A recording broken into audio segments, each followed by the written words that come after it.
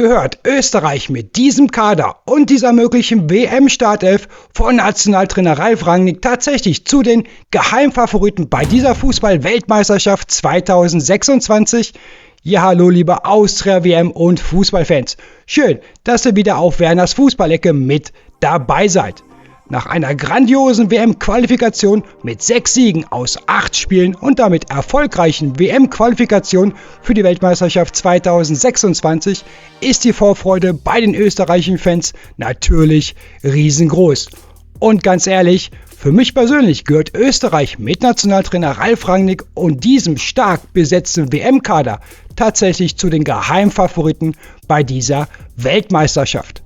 Klar, der Ausfall von Christoph Baumgartner ist natürlich ein schwerer Rückschlag. Vor allem für Baumgartner selbst, aber natürlich auch für Ralf Rangnick.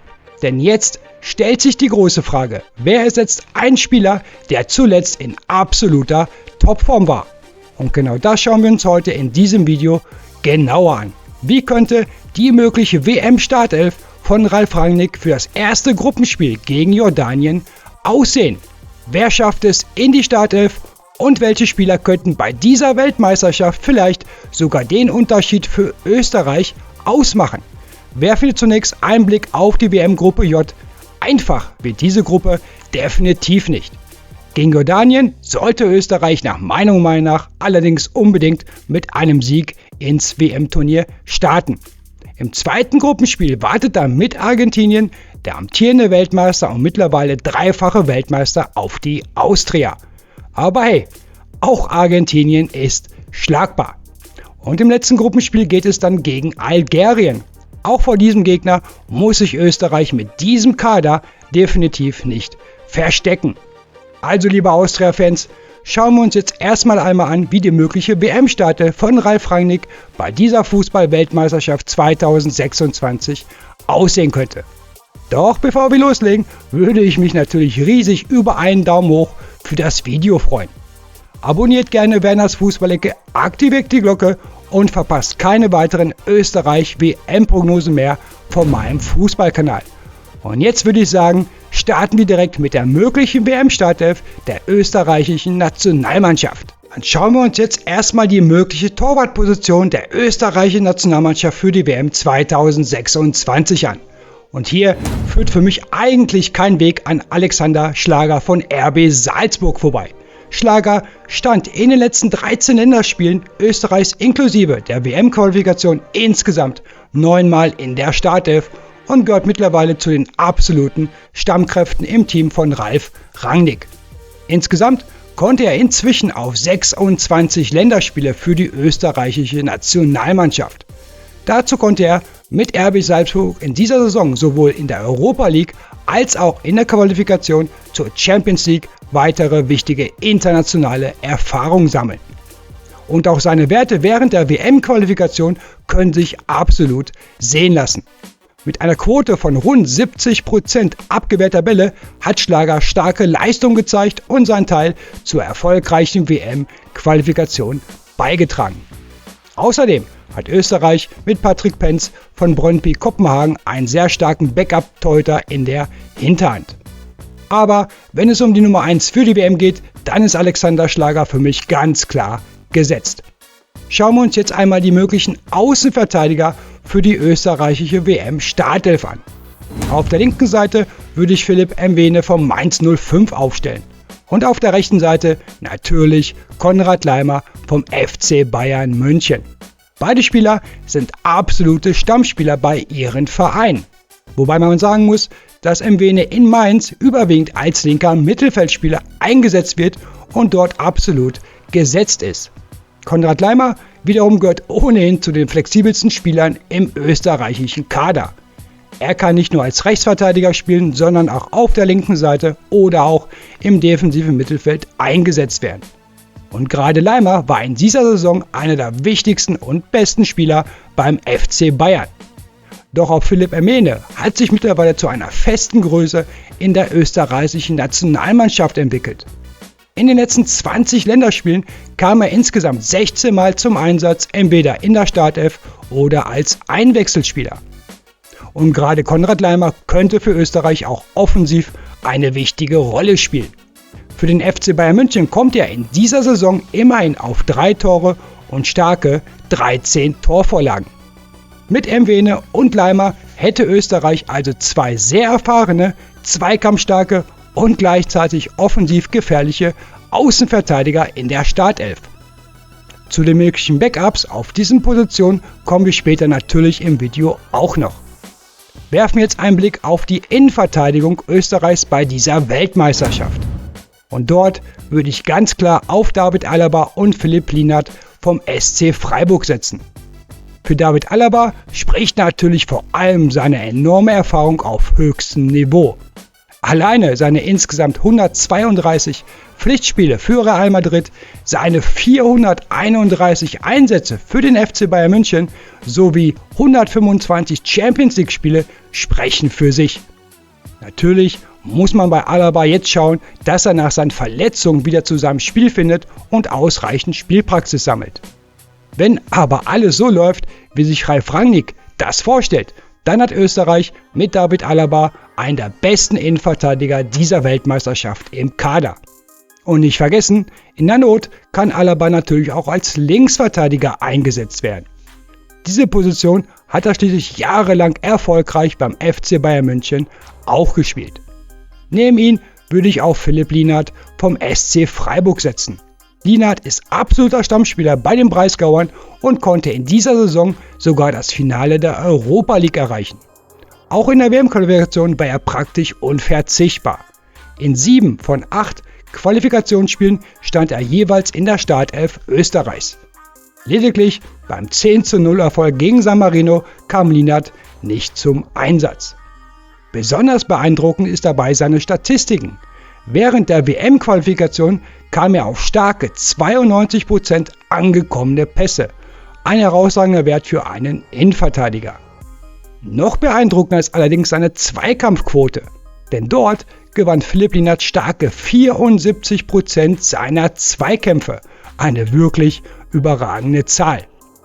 Wenn es David Alaba und Philipp Lienhard gelingt, sich bis zur Weltmeisterschaft noch besser aufeinander einzuspielen, dann können die beiden ein richtig starkes Innenverteidiger-Duo für Österreich bilden. Also ja, liebe Austria-Fans, das hier wäre inklusive Alexander Schlager meine persönliche WM-Startelf für Österreich in der Defensive. Mit Spielern wie Konrad Laimer, David Alaba, Lienhard, Philipp Mwene und Alexander Schlager im Tor steht dort definitiv eine starke, erfahrene und international erprobte Abwehrreihe auf dem Platz. Und genau dieses Defensivgerüst könnte bei der WM 2026 die Grundlage dafür sein, dass Österreich sogar sehr weit in diesem Turnier kommen kann. Doch wie sieht es eigentlich im Mittelfeld von Nationaltrainer Ralf Rangnick aus? Schauen wir uns das jetzt einmal genauer an. Und ja, auf den beiden zentralen bzw. defensiven Mittelfeldpositionen sind für mich Xaver Schlager und Nicolas Seiwald beide von RB Leipzig zu 110% gesetzt. Beide Spieler sind absolute Stammkräfte bei RB Leipzig und bilden dort ein eingespieltes Duo.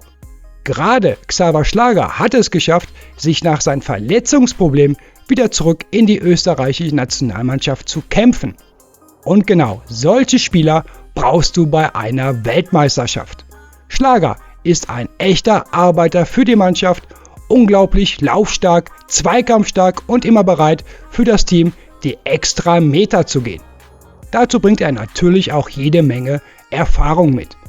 Allein seine rund 150 Bundesligaspiele sowie 29 Europa League Spiele und 15 Champions League Einsätze sprechen da auch schon eine klare Sprache. Und dann haben wir natürlich auch noch Nicolas Seiwald. Seiwald ist mittlerweile eine absolute feste Größe in der österreichischen Nationalmannschaft, egal ob auf der Sechserposition oder im zentralen Mittelfeld. Und jetzt kommt eine wirklich beeindruckende Statistik. Seit dem Freundschaftsspiel gegen Italien am 20. November 2022 stand Nicolas Seiwald bis heute in jedem einzelnen Spiel der österreichischen Nationalmannschaft auf dem Platz. Das ist schon eine absolute Wahnsinnsserie. In den vergangenen Jahren hat er sich zu einem modernen, laufstarken und extrem wichtigen Box-to-Box-Player entwickelt. Und weil Schlager und Seiwald bei RB Leipzig nahezu jedes Bundesligaspiel gemeinsam in der Startelf bestritten haben, verstehen sich beide natürlich nahezu blind. Also ja, mit Xaver Schlager und Niklas Seiwald hat Nationaltrainer Rangnick zwei absolute Topspieler für das zentrale Mittelfeld dieser Weltmeisterschaft. Und genau, diese beiden könnten bei der WM 2026 eine ganz wichtige Achse für ein mögliches weites Weiterkommen Österreichs bilden. Kommen wir jetzt zu den offensiven Außenpositionen der österreichischen Nationalmannschaft für diese Weltmeisterschaft. Und trotz des Ausfalls von Christoph Baumgartner möchte ich an dieser Stelle natürlich auch nochmal gute Besserung wünschen, setze ich für Linksaußen ganz klar auf Marcel Sabitzer von Borussia Dortmund. Und auf der rechten Seite auf Romano Schmid vom SV Werder Bremen. Gerade Marcel Sabitzer ist für mich auf der linken Außenbahn eigentlich überhaupt nicht aus der Nationalmannschaft wegzudenken. Wenn wir uns allein seine letzten 11 Länderspiele anschauen, also die 3 letzten Ländertestspiele gegen Ghana, Südkorea und Tunesien sowie die WM-Qualifikation, dann sprechen seine Zahlen für sich. In diesen Partien erzielte Sabitzer starke 6 Tore und lieferte zusätzlich 6 Torvorlagen. Und das zu 99% auf der Position des Linksaußen. Auch seine Gesamtbilanz für Österreich kann sich mehr als sehen lassen. In aktuell 98 Länderspielen kommt Sabitzer auf starke 26 Tore. Dazu ist er einer der flexibelsten Offensivspieler im gesamten Kader. Er kann erfolgreich im zentralen Mittelfeld, auf dem rechten Flügel, im offensiven Mittelfeld und eben halt als Linksaußen spielen. Und egal, auf welcher Position er eingesetzt wird, Sabitzer liefert regelmäßig Tore und Torvorlagen. Da es im aktuellen österreichischen WM-Kader meiner Meinung nach keinen Spieler mit vergleichbaren Qualität auf der linken Außenbahn gibt, muss Sabitzer dort für mich auf jeden Fall gesetzt sein. Und auf der rechten Seite würde ich ganz klar auf Romano Schmid von Werder Bremen setzen. Auch er hat sich in den vergangenen Jahren immer mehr zu einem wichtigen Spieler für die Nationalmannschaft entwickelt. Und genau deshalb wäre Romano Schmid für mich der logische Kandidat für die rechte Außenbahn bei der WM 2026. Ja, Romano Schmid, der in allen 8 WM-Qualifikationsspielen sowie in den letzten 3 WM-Spielen für Österreich zum Einsatz kam, könnte natürlich auch auf der 10er-Position spielen. Meiner Meinung nach ist Österreich allerdings auf der rechten Außenbahn qualitativ etwas schwächer besetzt als auf der 10er-Position. Genau deshalb will ich Romano Schmid auf der rechten Seite einsetzen. Klar, ein Patrick Wimmer könnte diese Position ebenfalls spielen. Allerdings wurde er beim Bundesliga-Absteiger VfL Wolfsburg in dieser Saison deutlich häufiger auf der linken Außenbahn eingesetzt. Und auch in der österreichischen Nationalmannschaft hat Patrick Wimmer seine feste Position bislang noch nicht wirklich gefunden. Allein deshalb ist Romano Schmid für mich auf der rechten Außenbahn bei dieser Weltmeisterschaft gesetzt. Zwar kann Schmid bei Werder Bremen in den meisten Bundesligaspielen eher aus dem offensiven Mittelfeld als über die rechte Seite, doch gerade seine Stärken im Dribbling, seine Ballbehandlung auf engstem Raum und seine Kreativität machen ihn auf einer sehr interessanten Option für Rechtsaußen. Und wie bereits erwähnt, Romano Schmid könnte bei dieser Weltmeisterschaft auch die Rolle von Christoph Baumgartner übernehmen. Schauen wir uns deshalb einmal an, wie ich den Ausfall von Baumgartner zunächst kompensieren würde. Denn eines ist natürlich auch klar, ein Spieler wie Baumgartner, der zuletzt in absoluter Topform war, kannst du nicht einfach 1:1 ersetzen. Trotzdem würde ich auf dieser Position mit Michael Gregoritsch als hängende Sturmspitze versuchen. In der Bundesliga-Saison 25/26 wurde Gregoritsch beim FC Augsburg überwiegend als Mittelstürmer eingesetzt. Dabei erzielte er in 17 Einsätzen immerhin 6 Tore und steuerte zusätzlich 3 Torvorlagen bei. Man darf auch nicht vergessen, dass Gregoritsch erst zur Mitte der Saison von Brøndby Kopenhagen nach Augsburg gewechselt ist. Interessant ist außerdem seine Erfahrung auf der Position der hängenden Sturmspitze. In seiner bisherigen Karriere absolvierte Gregoritsch insgesamt 78 Spiele auf dieser Position und erzielte dabei immerhin 15 Tore sowie 6 Torvorlagen. Dazu kommt seine enorme Erfahrung aus insgesamt 287 Spielen in der deutschen Fußball-Bundesliga. Klar, in der österreichischen Nationalmannschaft wurde Gregoritsch bislang meist als klassischer Mittelstürmer eingesetzt. Trotzdem erzielte er in bisher 75 Länderspielen starke 24 Tore.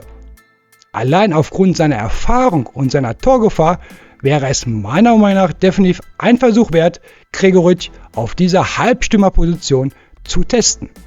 Und klar, auf der 9er-Position bzw. im Sturmzentrum führt für mich kein Weg vorbei an Marko Arnautovic. Arnautovic gehört für mich ganz klar in die österreichische WM-Startelf. In dieser Saison konnte er für Roter Stern Belgrad starke 10 Tore und 9 Vorlagen beisteuern. Und auch während der WM-Qualifikation war er enorm wichtig. Mit 8 Treffern gehört er zu den Spielern, die Österreich praktisch mit zur Weltmeisterschaft geschossen haben. Dazu kommen seine gewaltigen Erfahrungswerte aus den europäischen Top-Ligen. 184 Spiele in der Premier League, 102 Einsätze in der Serie A und weitere 72 Bundesliga-Partien sprechen eine deutliche Sprache. Egal, ob Mittelstürmer rechts außen oder links außen, Marko Arnautovic hat nahezu auf jeder Offensivposition bewiesen, dass er Tore erzielen kann. Und deshalb gehört der österreichische Rekordnationalspieler trotz seiner mittlerweile 37 Jahren für mich definitiv in die Startelf bei dieser Weltmeisterschaft. Also ja, liebe Austria-Fans, das hier wäre meine persönliche Österreich-Startelf für die Fußball-Weltmeisterschaft 2026 von Nationaltrainer Ralf Rangnick. Wenn man sich diese Mannschaft noch einmal komplett anschaut, dann sieht das schon richtig stark aus. Mit Alexander Schlager im Tor, David Alaba, Lienert und Konrad Laimer in der Defensive. Dazu Xaver Schlager, Nikolaus Seiwald, Marcel Sabitzer, Romano Schmid und natürlich Marko Arnautovic in der Offensive. Das ist schon eine Mannschaft, die sich bei dieser Weltmeisterschaft definitiv nicht verstecken muss. Aber auch die Spieler dahinter sind bei Österreich extrem stark besetzt. Mit Spielern wie Friedel, Danso, Grilic, Chukwuemeka, Paul Wanner, Patrick Wimmer oder auch Sascha Galalczyk verfügt Ralf Rangnick über zahlreiche Alternativen, die durchaus ebenfalls Startelf-Potenzial besitzen. Jetzt wird natürlich spannend zu beobachten sein, wen Rangnick für den leider verletzten Christoph Baumgartner nachnominiert. Meine persönlichen Vorschläge wären dabei beispielsweise Nikolaus Wurmbrand von Rapid Wien für die rechte Außenbahn oder Marco Grull von Werder Bremen für die linke Seite. Sollte Wurmbrand in den WM-Kader nachrücken, könnte Romano Schmid eventuell auf die 10er-Position wechseln und dort Baumgartners Rolle übernehmen. Bei einer Nachnominierung von Marco Grull könnte Schmid dagegen weiterhin im offensiven Mittelfeld eingesetzt werden, während Grull auch auf den Außenbahnen eine zusätzliche Option wäre. Natürlich hat Ralf Rangnick mit Chukwuemeka und Paul Wanner bereits 2 Spieler im Kader, die diese Offensiv-10er-Rolle ebenfalls übernehmen könnten. Allerdings verfügen beide aktuell noch über vergleichsweise wenig Erfahrung in der österreichischen Nationalmannschaft. Paul Wanner kommt bislang auf insgesamt 134 Spielminuten in den letzten 3 Testspielen für Österreich. Chukwu steht aktuell bei 86 Einsatzminuten, konnte dabei allerdings immerhin bereits einen Treffer gegen Ghana erzielen und das als zentraler Mittelfeldspieler. Deshalb bin ich wirklich gespannt, wie Nationaltrainer Ralf Rangnick am Ende im ersten WM-Gruppenspiel am 17. Juni gegen Jordanien aufstellen wird. Eins steht für mich aber jetzt schon fest, mit diesem aktuellen Kader und dieser möglichen Startelf kann Österreich bei dieser Fußball-Weltmeisterschaft wirklich sehr, sehr weit kommen. In dieser Mannschaft steckt unglaublich viel Erfahrung, viel Qualität und gleichzeitig auch jede Menge Potenzial auf den wichtigsten Positionen. Wenn es Ralf Rangnick gelingt, die Spielfreude und die Leistung aus der WM-Qualifikation mit in dieses Turnier zu nehmen, dann werden die Austria-Fans bei dieser Weltmeisterschaft definitiv viel Freude an ihrer Mannschaft haben. Und jetzt interessiert mich natürlich eure Meinung. Wie weit kommt Österreich bei dieser WM 2026? Schreibt es mir unbedingt unten in die Kommentare. dann heißt es natürlich Daumen drücken für das erste WM-Gruppenspiel gegen Jordanien. Bleibt sportlich und wir sehen uns beim nächsten Österreich-WM-Prognosevideo hier auf Werners Fußballecke. Also bis dann. Tschüss.